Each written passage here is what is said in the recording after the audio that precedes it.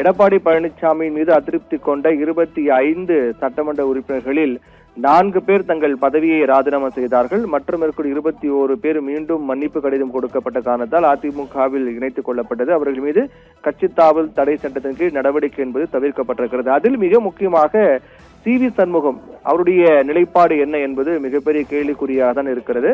ஏற்கனவே விராலிமலை தொகுதியில் போட்டியிட்டு வெற்றி பெற்ற அதிமுக சார்பாக போட்டியிட்டு வெற்றி பெற்ற விஜயபாஸ்கர் எம்எல்ஏ பதவியை ராஜினாமா செய்திருக்கிறார். அவர் விரைவில் தாவேகாவில் இணைய இருக்கிறார் என்று கூறப்படுகிறது.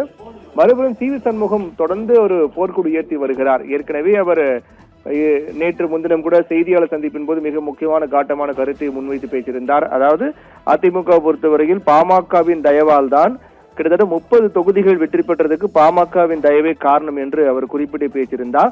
இந்த நிலையில் தான் இதற்கு பதிலளித்த எடப்பாடி பழனிசாமி இன்றைய தினம் சட்டப்பேரவை கூட்டம் முடிந்த பிறகு செய்தியாளர் சந்தித்த எடப்பாடி பழனிசாமி இந்த சந்திப்பின் போது 2021 சி.வி. சண்முகம் தோற்றது ஏன் என்ற கேள்வி, அப்போது பாமகவின் தயவால் தான் அதிமுக 30 இடங்களை கைப்பற்றிருக்கிறது என்றால் 2021 சட்டமன்ற தேர்தலில் சி.வி. சண்முகம் தோற்றது ஏன் என்ற கேள்வியை அவர் முன்வைத்திருக்கிறார்.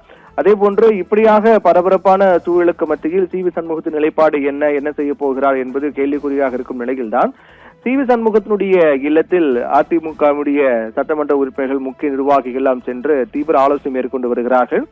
அது மிக முக்கியமாக KP. Anbazhagan, S P. Velumani, Natham Viswanathan, MR. Vijayabaskar உள்ளிட்ட மிக முக்கியமான சட்டமன்ற உறுப்பினர்கள் நிர்வாகிகள் சென்று சி.வி. சண்முகம் இல்லத்தில் அவருடன் ஆலோசனை மேற்கொண்டு வருகிறார்கள். இது 2 கோணங்களில் பார்க்கப்படுகிறது. ஒன்று, சி.வி. சண்முகத்தை சமாதானப்படுத்தக்கூடிய முயற்சியா என்ற ஒரு கேள்வியும் எழுகிறது. தொடர்ந்து அவர் அதிமுகவின் தலைமை, குறிப்பாக எடப்பாடி பழனிசாமிக்கு எதிரான கருத்துக்களை முன்வைத்து வருகிறார். மிக கோபமான ஒரு மனநிலையில் தான் இருக்கின்றார். அதனால் அவரை சமாதானப்படுத்தக்கூடிய முயற்சியாக அதிமுகவுடைய சட்டமன்ற உறுப்பினர்கள் சிலர் சென்று சமாதானம் பேசி வருகிறார்களா, அல்லது வேறு ஏதேனும் முக்கிய முடிவு எடுக்கக்கூடிய நிலைப்பாடு இது எடப்பாடி பழனிசாமியுடைய கவனத்துக்கு இல்லாமல் இவர்கள் சென்றிருக்கிறார்களா, அல்லது இவர்கள் மீண்டும் பழையபடியே தனியாக சென்று தன்னிச்சையாக சென்று இந்த ஆலோசனை மேற்கொள்கிறார்களா என்ற பல கோணங்களில் இது பார்க்க வேண்டியதாக இருக்கின்றது.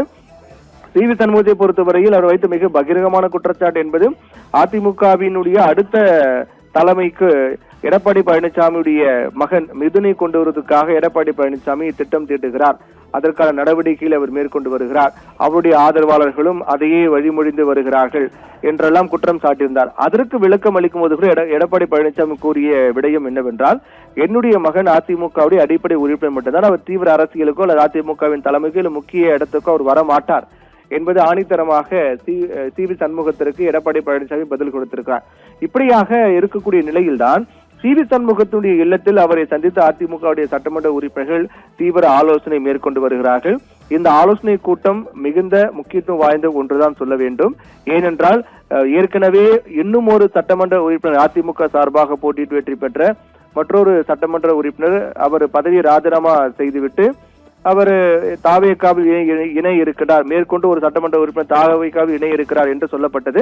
அப்படி என்றால் அந்த சட்டமன்ற உறுப்பினர் யார் என்ற கேள்வி ஒருபுறம் இருந்து வரக்கூடிய நிலையில்தான் சி.வி. சண்முகத்திலேயே தொடர்ந்து அதிமுக தலைமையின் மீதான எதிர்ப்பு, அதிமுக தலைமை எடப்பாடி பழனிசாமிக்கு எதிராக வைக்கப்படக்கூடிய குற்றச்சாட்டு, விமர்சனங்கள், இது போன்ற நிலையை பார்க்கும்போது அவர் தன்னுடைய எம்எல்ஏ பதவியை ராஜினாமா செய்ய போகிறாரா, அல்லது தொடர்ந்து அவர் அதிமுகவிலிருந்து என்னை அதிமுக நீக்க வேண்டும் என்று எதிர்பார்த்து காத்துக் கொண்டிருக்கிறாரா, அல்லது அவருடைய முடிவு என்ன என்பது மிகப்பெரிய கேள்விக்குறியாக இருக்கிறது. அவரை சமாதானப்படுத்துவதற்காக அதிமுகவுடைய முக்கிய நிர்வாகிகள் சட்டமன்ற உறுப்பினர்கள் தீவிர ஆலோசனை மேற்கொண்டு வருகிறார்கள். இது சமாதானப்படுத்தக்கூடிய முயற்சியா அல்லது மீண்டும் வேறு ஏதேனும் ஒரு உட்கட்சி பிரச்சனை உள்குத்தி என்று சொல்லக்கூடிய அளவுக்கான ஏதேனும் ஒரு விவகாரம் சென்று கொண்டிருக்கிறதா, எடப்பாடி பழனிசாமியுடைய கவனத்துக்கு அப்பாற்பட்டு தன்னிச்சையாக இந்த ஆலோசனை நடக்கிறதா, அல்லது அவருடைய கவனத்துக்குட்பட்டே சமாதான முயற்சியாக நடக்கிறதா என்றெல்லாம் பல கேள்விகள் எல்லாம் எழுப்பியிருக்கிறது.